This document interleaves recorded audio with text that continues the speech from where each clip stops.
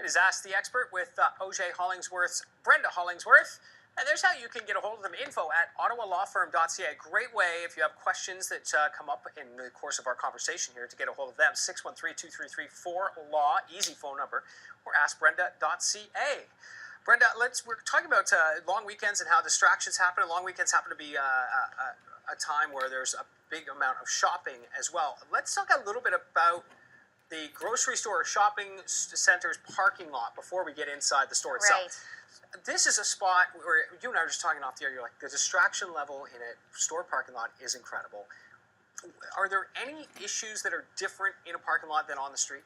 In terms of having an accident, the Highway Traffic Act usually doesn't apply to private property. So most of the parking lots that we'll be driving on, it isn't covered. Doesn't mean the rules of the road don't apply. Okay. And doesn't mean that the same fault rules don't apply. Like if you're making a left turn, you have to do it safely. And if you're backing into someone, you're going to be responsible.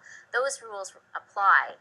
The difficulty is that somebody who disobeys those rules and causes an accident probably won't get a traffic ticket. Okay. That's not the end of the world for a civil lawsuit in terms of getting compensation.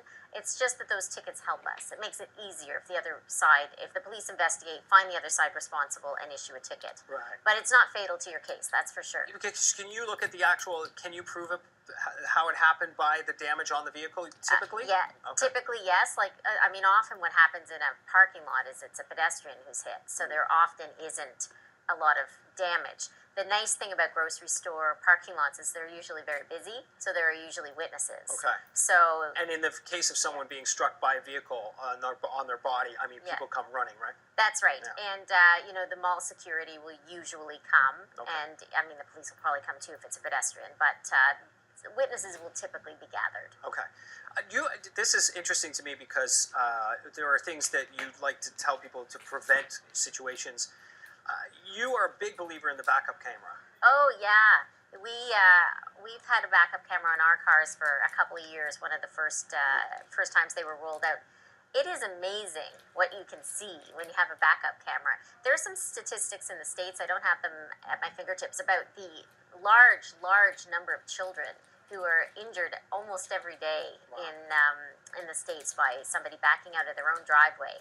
Not to mention the bikes and the hockey sticks that get smushed. Right. But absolutely, as that gets rolled out, it's an option that is well worth it. Okay. It's way easier to park too. Oh yeah, of course it is. Yeah. And not to mention when you do avoid hitting something or someone with one of those, that's paid for itself tenfold, yeah. right? Just out of emotional trauma. Yeah. Let's head inside the store now. Grocery stores, more than any other store, are places where personal injury happens. Yeah, people are surprised. We have at any given time we have a ton of cases involving accidents in grocery stores. Most commonly slip and falls, or items fall off the shelf and hit you in the head. Okay.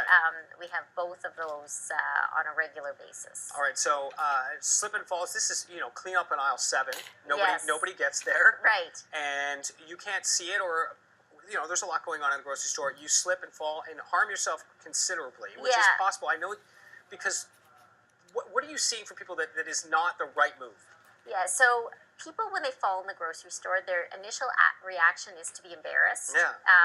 Oh my gosh, that's embarrassing. And either they pop up and immediately leave, or they're shaken. I know a man who finished his shopping on a broken hip.